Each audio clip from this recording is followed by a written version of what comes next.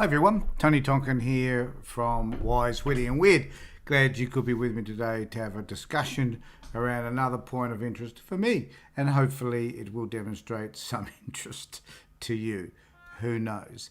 And I just wish to say that I am thinking of everybody around Australia at the moment who are locked up as a result of the coronavirus, and my thoughts go particularly to my family, interstate and overseas, who are experiencing the same thing. And I know that things are pretty uncomfortable for people in New South Wales, and now also there's been a 3-day lockdown in Queensland as well, which also affects my daughter and my grandchildren. So understand what's happening around Australia in relation to COVID. And we are thinking of all of you, and we don't wish to brag that here in South Australia we haven't had any recorded coronavirus cases for the last couple of days.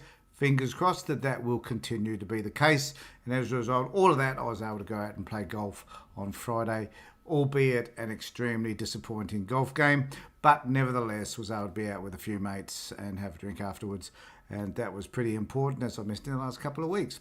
1 week because of lockdown, other week because of bad weather. So I wanted to have this discussion today because, as normal, we should change this from Wise, Witty and Weird to the hypocrisy of Sky News, I think, because it seems to me that I'm often talking about those issues. I do talk about other things on other channels, on the Child Protection Party channel, and in particular, I guess, and also on the Facebook page, the Child Protection Party, and also on my own personal Facebook page.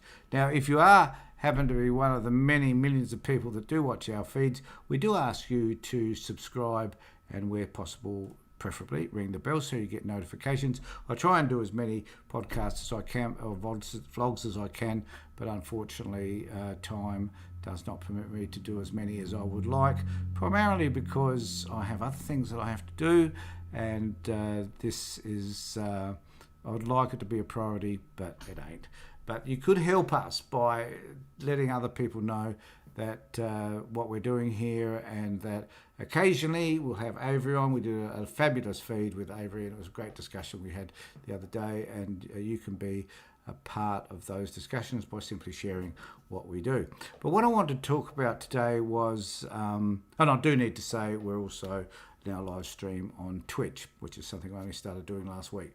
So what I did want us to talk about today is Mr. Paul Murray. Now, I do become a wee bit frustrated at the moronic behaviour of certain people. I am not an anti-vaxxer by any stretch of the imagination. I believe that all of us should be vaccinated. As soon as we're vaccinated, we can get out of this mess and we can start to return back to some sort of normalcy. I know that that is a ridiculous concept for a lot of people who simply believe that we should not be vaccinated at all. That for whatever reason, there are these range of stupid, bizarre conspiracy theories that come into play that tell people that there's some sort of magnet running through our system, that we are being tracked because of whatever it is that some chip or something that people are putting into the vaccine, and that the whole thing about the vaccine is a hoax. Now, I think that many of you people who think that are simply delusional. I don't know what information you have that would inform you of such bizarre thinking. I think the thing that fascinates me the most is that sometimes the most rational, or people that I see as the most rational, sensible, well-educated, all that crap, sometimes they themselves, that's terrible English, they are believing that this sort of rubbish that is expressed through social media and through lots of news outlets and so on.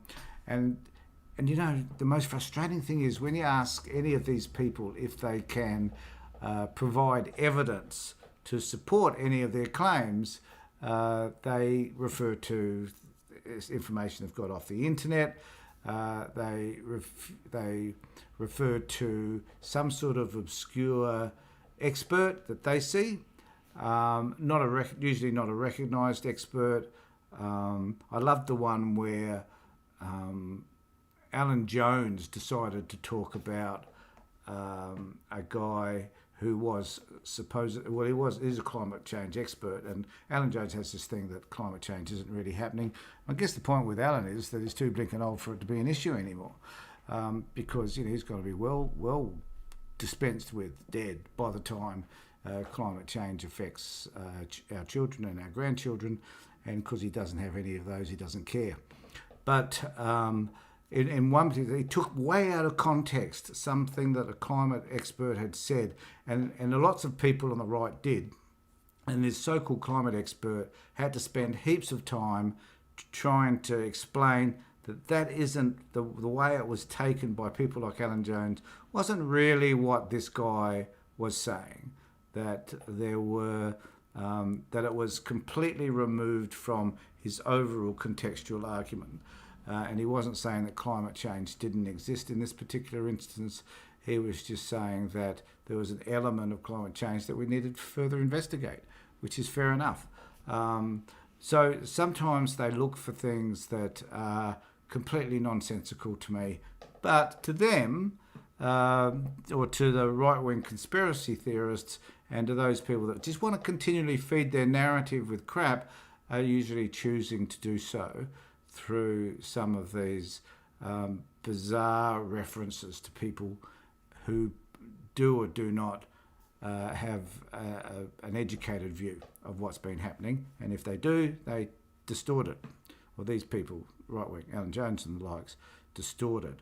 And if you want to have a look at that further, Media Watch, Paul Barry did a fabulous session ripping Alan Jones to shreds over something he had said, because when you look at the data, you realise that the data that Alan Jones shows you is completely different from the real data that comes from the authorities that produce the data in the first place. And so there's this effort to want to feed this information. They want to give this information back to their groupings, their base, whatever you want to call them. This is where they want to sell this data, this information to, because that gets them more clicks.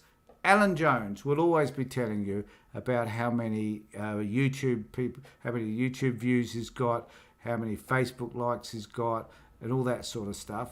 And I can tell you, if you have a look at my YouTube page and my Facebook page, I don't care. I just don't care, because I don't get very many. And sometimes I just feel like I'm talking to myself, which is fine, because I'm quite happy to have that conversation. But today we wanted to move on to somewhere like Paul Murray, because now, for those of you that don't know me, my thing is working around producing better outcomes for kids. That's primarily what I do, and that's the area in which I professionally have been working, amongst other things. And I set up a political party that sort of works, well, not sort of, it does, it works in that area. So when I saw this video that Murray had produced, I was shocked. In fact, I started to show my wife this video. She said, "I can't watch this. This is too much." So there's a thing that goes on with people like Alex Jones and others that is just, and a lot of people, I think, from Sky News and particularly Fox News in the US, which is simply just performance art. So it isn't that they necessarily believe the crap they're espousing, but what they do is they need to add a performance around it. So they need to demonstrate and feign emotion so that people think, well, they really do mean what it is that they're saying. And the reason why I wanted to take Paul Murray apart particularly is because he is a great one for putting people down, for mocking politicians and others. He does it almost every single day, laughs at them, jokes at them, puts on their voices.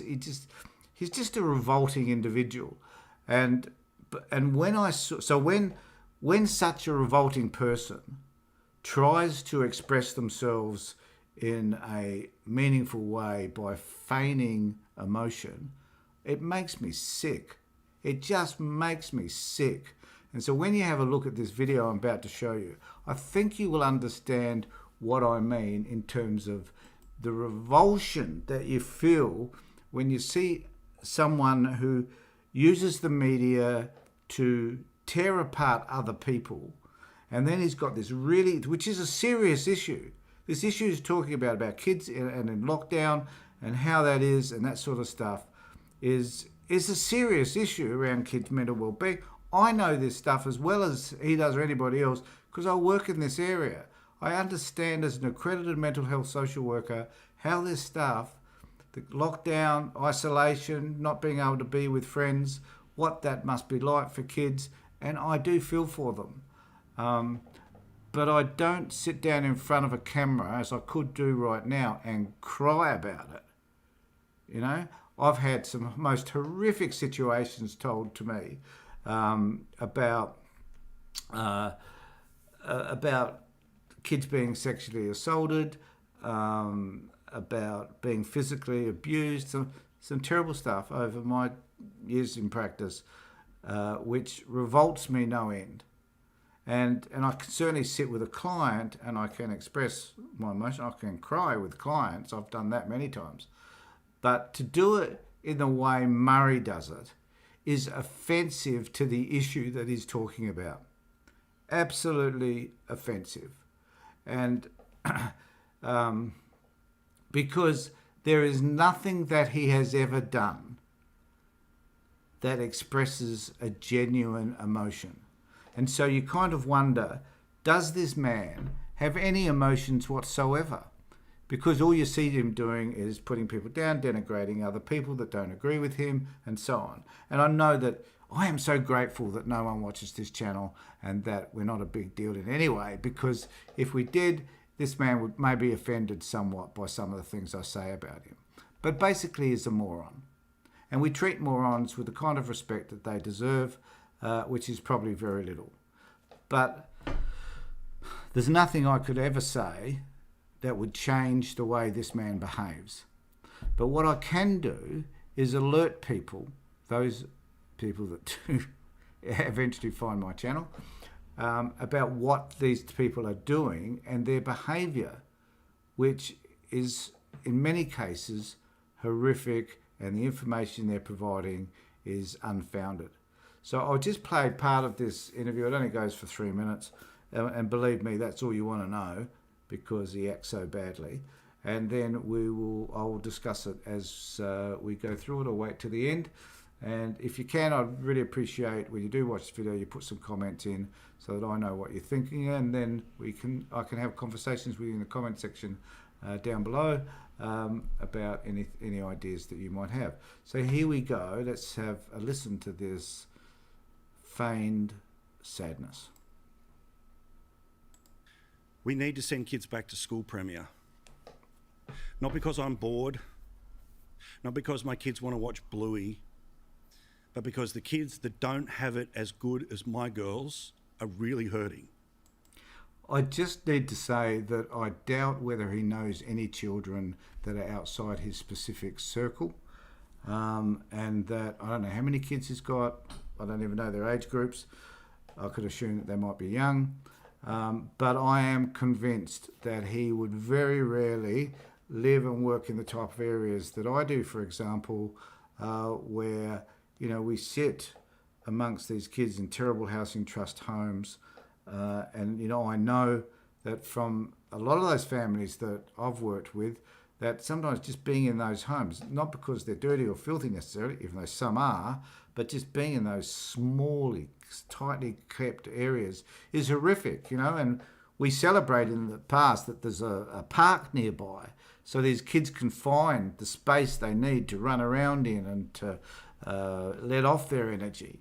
And I do agree that kids are suffering. But the fact that he knows any of them is probably a really remote possibility. And he's probably never, ever, in recent times anyway, I don't know anything about Murray's background, but probably never lived in a small boxy type housing trust or housing or community housing type place. And so he wouldn't have any freaking idea. How much evidence do we need?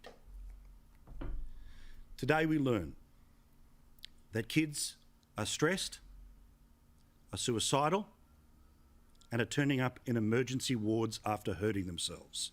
Now, this post was done just a few days ago. There has been much information offered about children who are suffering, and pardon me, one of the issues that has concerned me with the Child Protection Party is that we've been talking for a long time about youth suicide, and certainly the impact that the coronavirus has had in terms of isolating kids and the impact that that's had on their lives. We've been discussing this for at least 12 months. But for Murray, this is something new. Like how come he wasn't discovering, because he read it in the Daily Telegraph.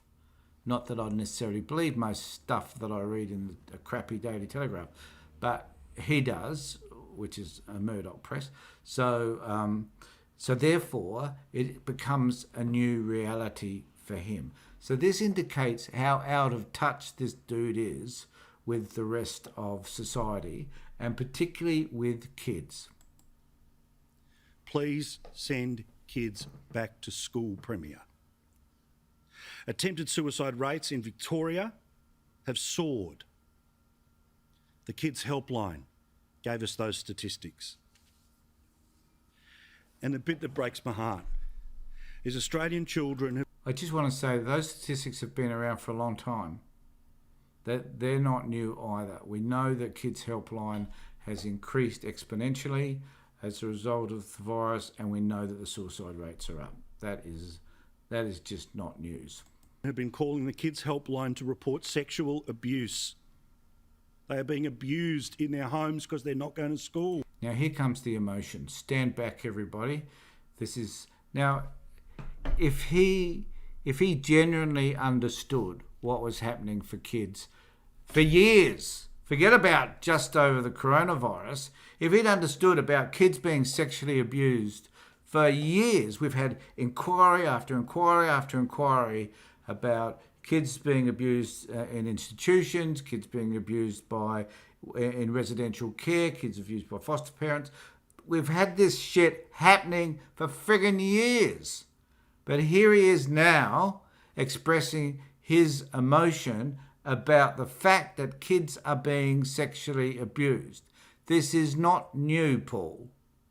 But to you, and this is what surprises me, mate, given that you're supposed to be a relatively sensible, well, I'll take that back, a relatively reasonable, no, I'll take that back, a human being, let's leave it at that.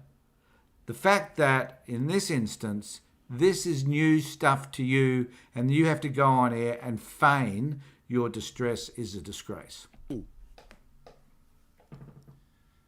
Now, I understand that we've got to take a tough line and we've got to get it as close to zero as possible.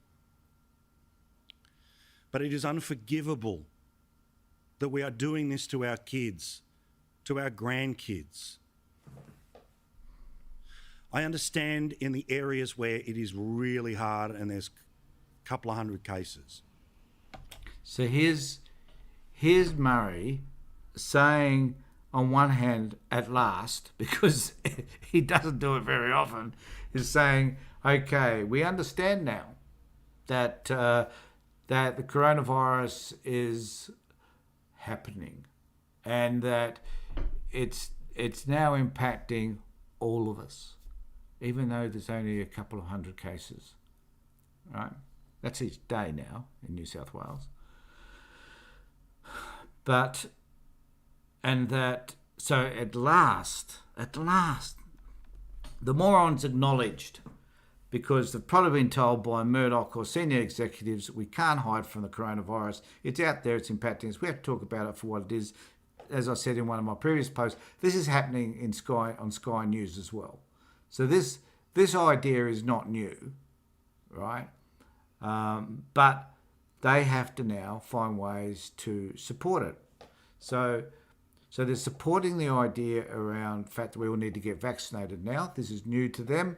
They're very slow, I think, at trying to understand what happens in our society. Ignorance is not even an excuse for what they're doing. Stupidity, perhaps, is wanting to perform in a way that captures their base is probably one of the motivating reasons, and to suit their bosses like the Murdochs and others about what it is that they want the populace to understand, what distortions are important for them, because it's simply, at the end of the day, it doesn't matter to them, providing it sells newspapers and they can get media coverage and appear to be interesting. So they kick on the story. So this is what Murray's doing. Murray is choosing this story around kids, youth suicide and depression and other issues that kids have had, which they've had for some time, because there is nothing more to talk about. So he needs to add a different layer now. So the layer that he's adding is this layer of emotion, because when he adds other layers like humour, he looks stupid. Seriously, if you ever see any of the stuff where he tries to take somebody off, or I think with Gladys one time, he feigned crying with her, which was supposed to be a joke, and he looked stupid. Here he is feigning sadness, and he does it poorly because it is not genuine. There's nothing in what he says here that is genuine or believable. But the facts are the facts, and they have been for the 5 weeks of the lockdown. I know some year 12... These are facts long before the 5 weeks of the lockdown. So I don't know what the hell he's talking about. Kids will get to go back to school, but they've got to get a jab before they can go back to school and get a test every day in year 12.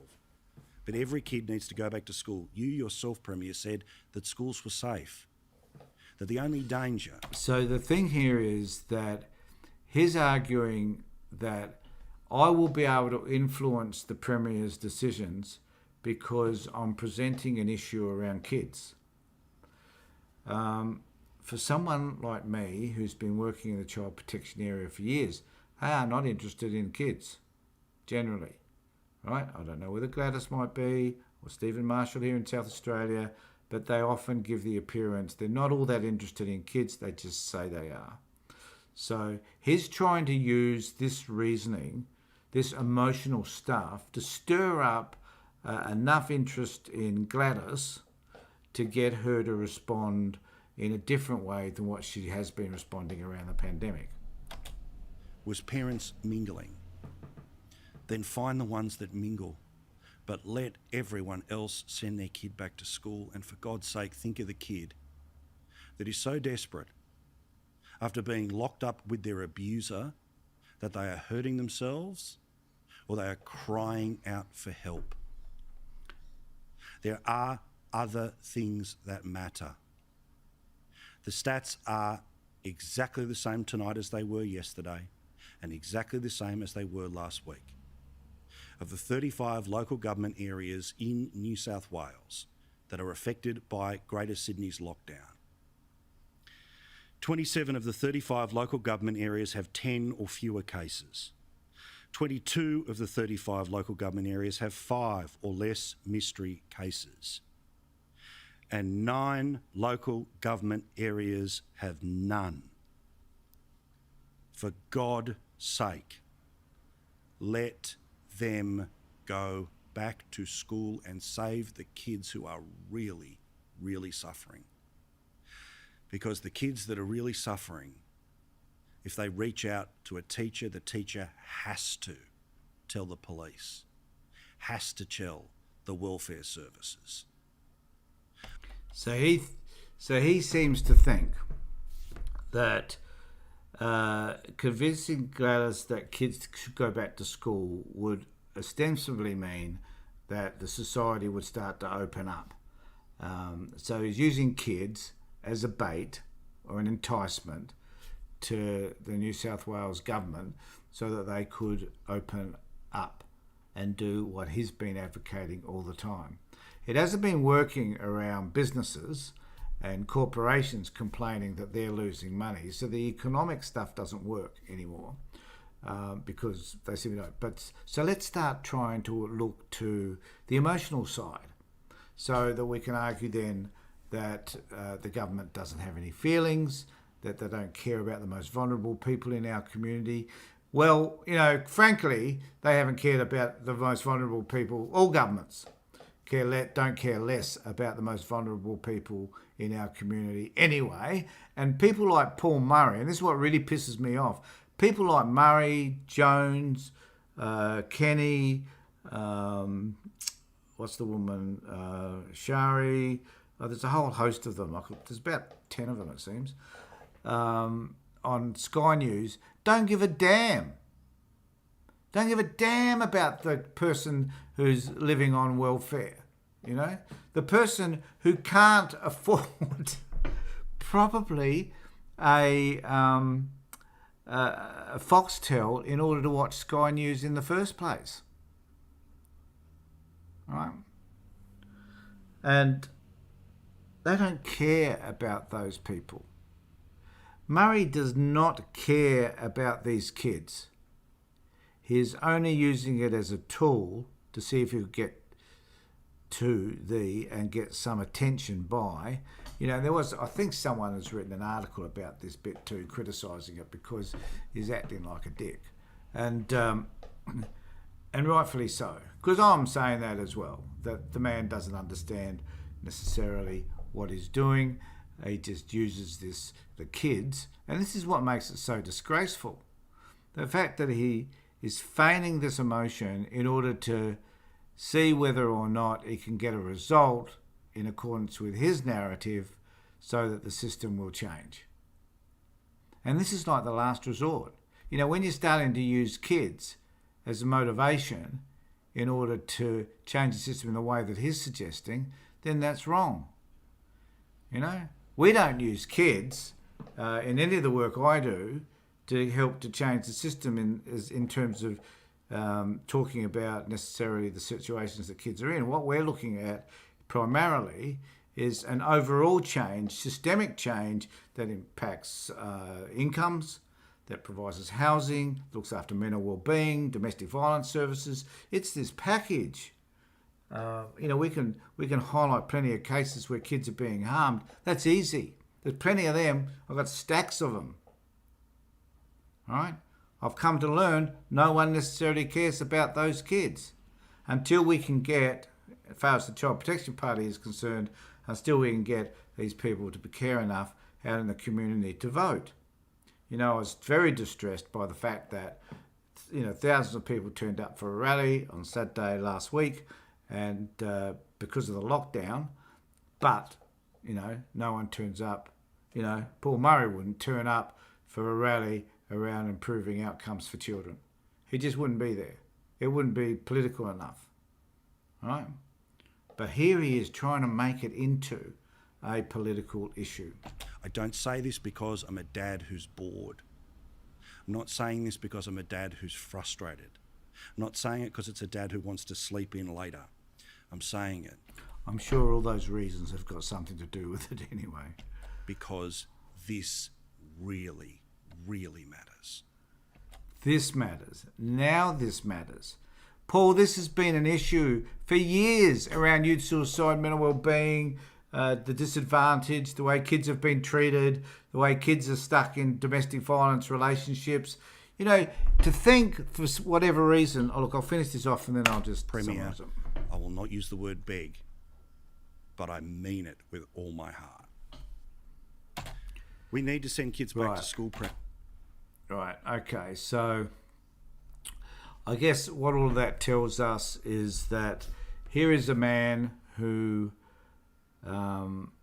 is disingenuous around kids. Because, seriously, someone like Paul Murray, if he was really interested, or Sky News were interested in having a conversation with me about issues concerning children and improving their outcomes, then give me a call. But I never hear from them, and never will. And well, as a result of that, I guess I don't expect to. Because very few people are interested in improving outcomes for kids. All they're interested in, particularly the middle class and the upper class, the Paul Murrays of this world, the journalists and others, all they're interested in is the banner headline and what that earns them in terms of credence for themselves, recognition, and income for the paper. That's all they're interested in. And whether it will ever change, I don't know. I hope so. But will it change in my lifetime? Probably not. But people like me and a whole host of other people that I work with are working in order to have it change. Because at some point, somewhere along the line, somebody's going to think, hello, this is something we should deal with. And this is an issue that has now met me personally. You know, I've got a kid that's not being cared for in the way they should be. I've got kids with mental well-being issues. There aren't services for them, and so on. When you get to that point, sure, then it might have meaning. So I just want to thank you all for being with me. I am endeavouring to make a feed at least every day when I can, and I hope you can join me to have some of these discussions and comment down below and let me know what you think. Thanks for being with me, everybody. Look after yourselves, and more importantly, be safe.